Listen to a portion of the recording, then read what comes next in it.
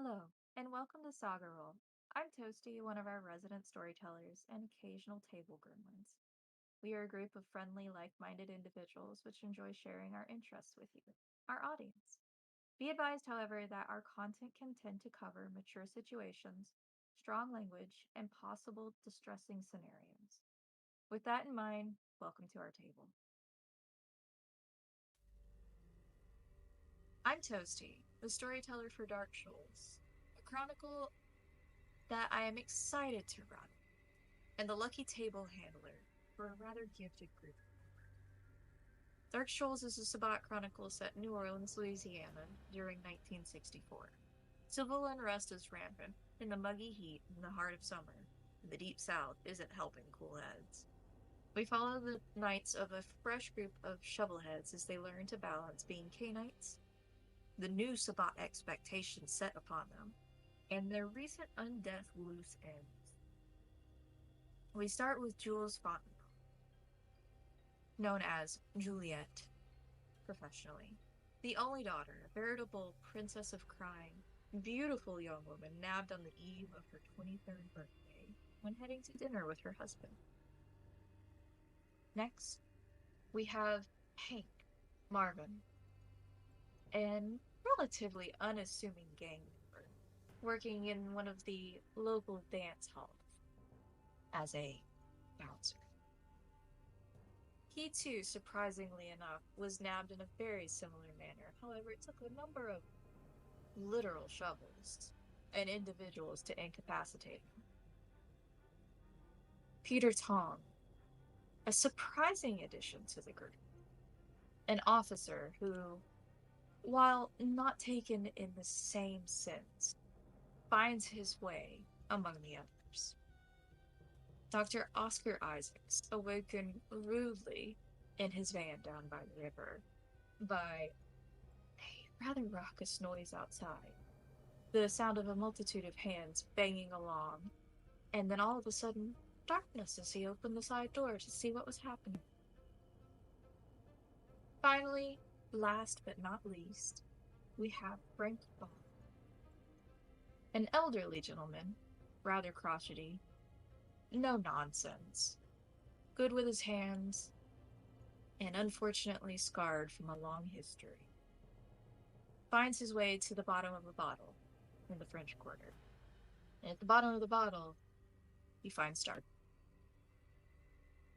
Ironically, this is the thing which greets each of them as they awaken, confined, constricted, realizing that their senses have heightened but also been taken from them.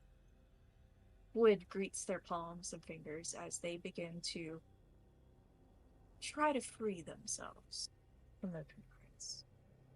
Over the course of about a half hour, they realize they're not the only ones entombed alive. And with the aid of one another, their newfound powers, but blooming camaraderie between them, they managed to make their way out of one of the oldest cemeteries in New Orleans. The only item shared amongst them, a note with a destination. Mule's grocery store, a well-known location of boudin, fresh meats, fresh fish, one of the best locations just outside the French Quarter to get your groceries. Over the course of the evening, they wander to and fro, a singular destination in mind, and unfortunately for some passerbys, the last sight of their lives. It's with these sudden realizations that their senses are heightened, their strength has been amplified, their desires are increasing, and their appetites are unique.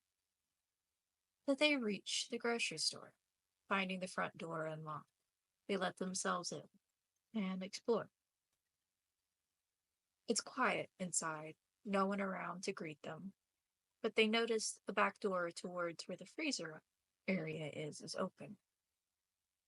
Inside, they're greeted by a dark-clad figure leaning against the wall casually, arms crossed over his torso, hat tilted down with a gravelly voice to greet them. Took you long enough. Come on. Transport's out back. I'll answer any of the questions you got along the way. And with that, seeking answers and believing that together they could probably take him, they follow this individual outside to what has been lovingly dubbed the meat wagon, also known as Mule's Market Meat Wagon, in full. He loads the group into the back, keeping the front seat cautiously open. Opening a slat to talk to them, they drive out of New Orleans. And in this moment, over the course of their travel, he dumps some hard truths in their laps as they try to understand the situation of which and why they awoke to. They're vampires, but it's not really nice to say that kind of word around here. Vampires will get you funny looks. Plenty of those kind of people in the French Quarter, especially around October. But no, they're genuine. They're the real deal. The actual article. And they're gonna go somewhere to learn about it. It's his job to drop them off, and they can call him Smokey. He's the to and fro. He's their getaway van, as it were, in this situation. And in the time to come, he's going to become indispensable. Over the course of their travel out of the city, a bit northwestward, it's clear that they're still close by, but it's about an hour or so away, even with the van traveling swiftly. They speak amongst themselves, learn a little bit about one another and their past, but nothing too private just yet. Smokey informs them that while they're in disbelief, it's not every day that somebody with his level of disfigurement is walking around talking and still breathing. Much to their surprise, when he pulls down the bandana hiding the lower half of his face and moves away the hat he uses to cover the rest of his head, the man is covered in scars. Very similar to burn and necrotic gray everywhere. He's a sight to behold. Something you would see straight out of a horror movie. But his demeanor is relaxed. Is friendly. Mostly carefree. Eyes definitely not on the road at all times, though. And Jules, being the sweet thing that she is, manages to forge a little bit of a burgeoning bond with her polite offering of an exchange. Eventually, they make their way out near Laplace, up into the woods, over gravel and dirt and mud roads. And then they swing in front of a old church, paint peeling, cross missing. Windows not exactly shattered, but it's clear that wood has rotten.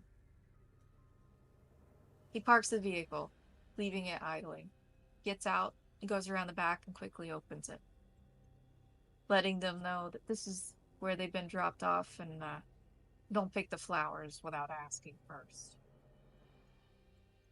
With that, he quickly makes himself scarce. It might be a little bit obvious why to the group as they turn around to meet the individual who will play host to them for the next few nights. Their appearance is unnerving, to say the least. Something alien and foreign simultaneous that they've not seen before. Long, willowy legs and arms, a tapered waist. It almost coattails in the back. The face a near perfect porcelain Mardi Gras mask, with two eyes peeking through. And they notice that while the appearance is refined, it is also singularly unique. There are wood whorls along the legs, the arms, the torso, and the hands. There's a ruffle at the neckline, but they can't see the seam of fabric between skin or bone. And as this individual speaks, their voice is hollow, but welcoming. They notice very little movement of a mouth, if you could call it that, a line, which disappears as they return to their stoic countenance after greeting them. Welcome. I'm the gardener. You are currently in my care and under my hospitality for the next few nights. I'm certain you have a number of questions, and I'm more than happy to answer them. If you would, follow me this way. And they begin to take them around the side of the chapel, along several neat rows of planters with varying foliage. A multitude of different colored blossoms peeking out here and there. And toward an old, almost lean-to shack at the back. Upon opening the door, they notice that there is an entrance below. The hatch pulled back, stairs leading into darkness. Down here. This is where we will stay for the time being. You won't want to wake up in the rays.